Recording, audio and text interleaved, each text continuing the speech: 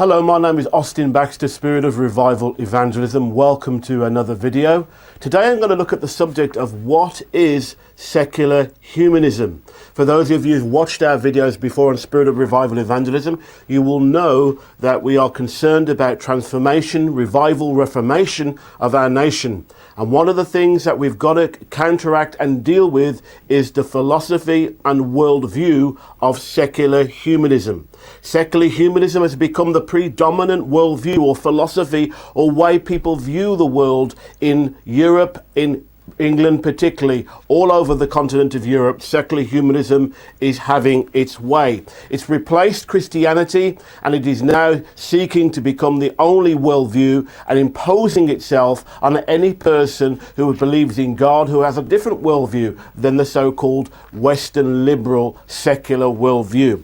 In fact, secular humanism has really become a dogma, basically. It's like a totalitarian belief system. Everybody has to be, in terms of their outlook, have a secular outlook. Those of us who are religious, who are Christians, or other religions who have a different worldview are viewed as bigoted, and are basically persecuted for what we believe on all sorts of issues. And secular humanism needs to be understood, it needs to be critiqued, and it needs to be replaced by a correct understanding of human nature, a correct understanding of the world. And that's for another video. We'll look at a critique of secular humanism. But today we're going to look at what is secular humanism.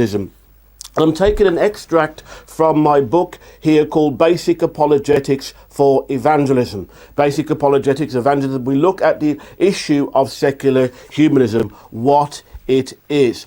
We also have another video called The Spiritual Roots of Secular Humanism. As Christians, we need to understand how secular humanism came into being, particularly in the UK. And we went to Leicester. We were holding a crusade in Leicester a couple of months ago, and there we went to the secular society, the secular hall, which part of the Secular Society of Leicester, one of the first secular establishments to be established in the UK, and we did a video from there. So please have a look at that video. That will give you the spiritual roots of secular humanism.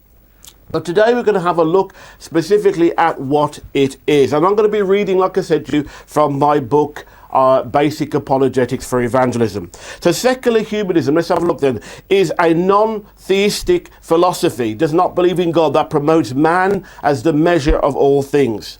The word secular simply means this world, this age, the temple sphere, excluding the religious and the divine. In fact, it was a term used in the church to divide the temporal, the earthly business from the church business. So it was a word that the church used, particularly in the Middle Ages and onwards. But as the sacred and the secular became divided, it became a term in itself, and atheists began to use the term to basically talk about and develop a philosophy that excluded God altogether. Originally, it was just a term that described the separation of temporal affairs from religious affairs, from ecclesiastical affairs. But after a period of time, it took on a life of its own, basically. And atheists and other people began to use it for their own purposes, which were basically atheistic.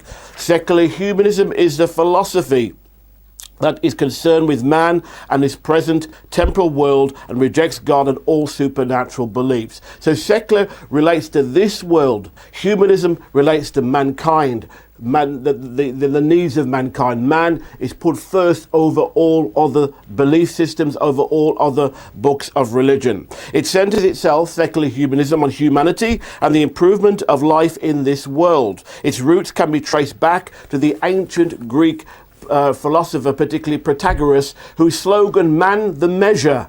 Man is the measure of all things. God is not the measure of all things. Man is the measure of all things has become the humanistic basic creed. Secular humanism has become the philosophy of the Western world. It is a philosophy that rejects all supernatural and religious dogmas as the basis of morality, education, and social policy, and replaces it with human reason, justice, and ethics. So there's no Bible that is going to dictate to us. Human reason, human understanding of what is right and wrong now becomes the norm, now becomes the dominant way that we evaluate anything, the way that we orchestrate our society and our social policy. Secular humanism believes that human beings can lead good, happy and fruitful lives without the help of gods or supernatural beliefs. So I mentioned to you that it was birthed in the secular societies in the 19th centuries. In the 19th century, all over Europe, they began to develop and flourish over time. The one that you can see behind me is the Secular Hall in Leicester. The one behind me, Secular Hall in Leicester, which was established in 1851.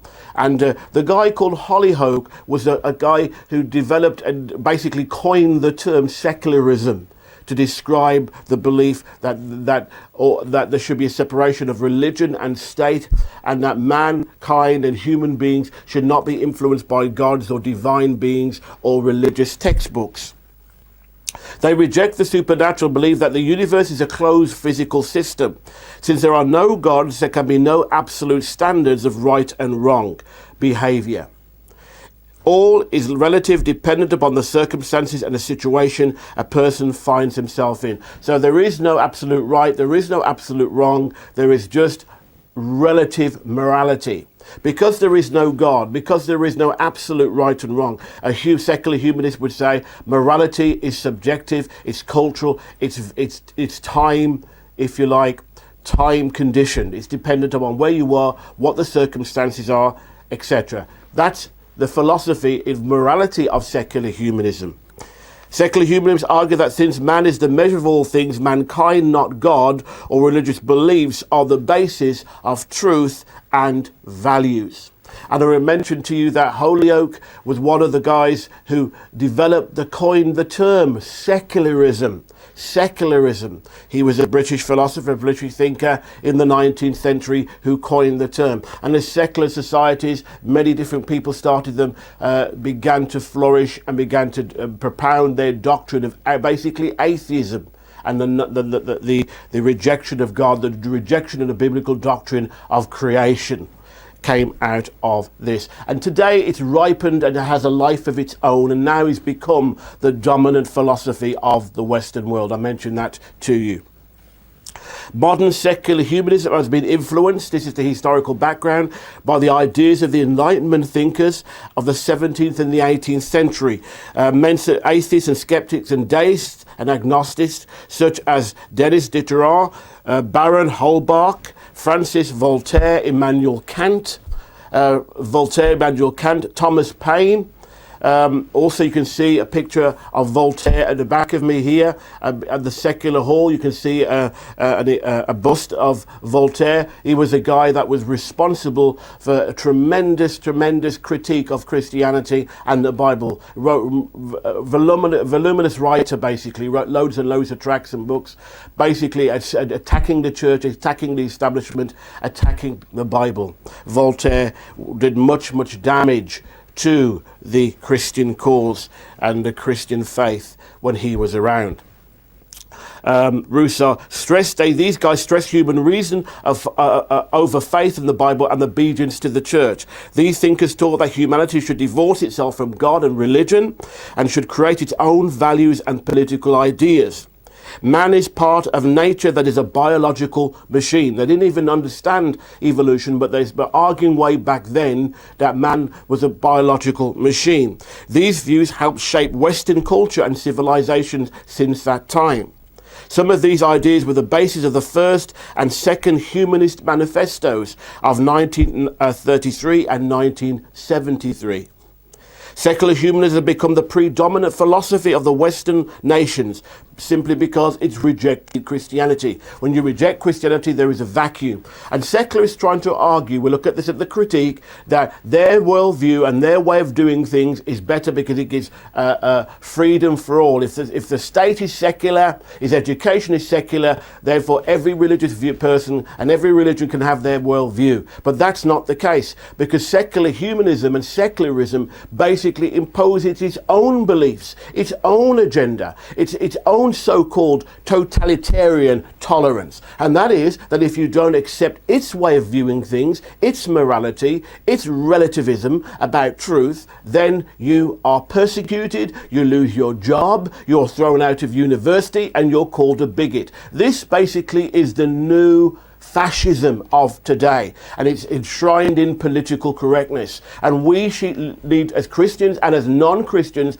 begin to critique this philosophy. Is it true what it says about human beings being good? Is it true that there is no God? What are the social facts that contradict the philosophy of secular humanism? And we'll look at that in another video. In the absence of religious belief to guide public morals, secular humanism has filled the void left by Christianity to become the philosophy that influences all political, moral and social legislation. The British Humanist Society launched its atheist bus campaign. You may remember that in 2009, trying to influence people with their atheism and their humanism. Famous atheists and humanists include people like Barack Obama. Albert Einstein was a humanist. Brad Pitt, Carl Sagan, Gene Roddenberry, the guy who wrote the Star Trek series. Paul Kurtz, he's the founder of was the founder of the Council for Secular Humanism. He passed away, I think it was last year, 2015. So basically that's what it is. It's a religious it's a religious worldview, although it tries to argue it's not a religious worldview. It is a religious worldview because you have to have faith that there is no God, and you have to have faith because you can't prove there's no God, and you certainly have to have faith to believe that human beings are good. When you look at the evil that is being done in the world, all over the world, just in normal society by normal people who may not even be religious. Okay, you can certainly question whether the idea, that the humanist idea, the secular idea, the Enlightenment idea that human beings are good is true, and it's certainly not true. So what do humanists believe? Just some quotes here. Humanists believe, this is taken from the British Humanist Association of Humanists, say that they are atheists and agnostics who make sense of the world using reason, experience and shared human values. They take responsibility for their actions, base their ethics on the goals of human welfare, happiness and fulfillment. They seek to make the best of this life that they have, creating meaning and purpose for themselves and for individuals. So basically that's secularism in a nutshell. Humanists deny the existence of God. I mentioned that. They argue we find insufficient evidence for belief in the existence of a supernatural. It is either meaningless or irrelevant to the question of survival and fulfillment of the human race. Humanist Manifesto 2, 1973. They believe that religion is harmful. They say, we believe, however, that traditional dogmatic or authoritarian religions that place revelation, God, ritual or creed above human needs and experience do a disservice to the human species. They're evolutionists, so we are species, not created in the image of God. Any account of nature should pass the test of scientific evidence. In our judgment, the dogmas and myths of traditional religions do not do so. Promises of immortal salvation or fear of eternal damnation are both illusionary and harmful, they say. They detract humans from present concerns for self-actualization. The belief that human beings can better themselves through social welfare programs, through education, through more enlightenment. They can reach self-actualization. The humanist philosopher and psychologist Abraham Maslow taught this with his self-actualization paradigm of human growth and development. And from rectifying social injustices, they believe that they can also solve the problems of humanity. Humanists view the world and the universe as a closed physical system. Again, that was taken from the Humanist Manifesto 2, 1973. They also say humanists view the world and the universe as a closed physical system. Humanists see man as essentially good and not sinful, as opposed to the biblical worldview. Man is at last, they say, becoming aware that he alone is responsible for the realization of the realization of the world and of his dreams, that he has within himself the power for its achievement.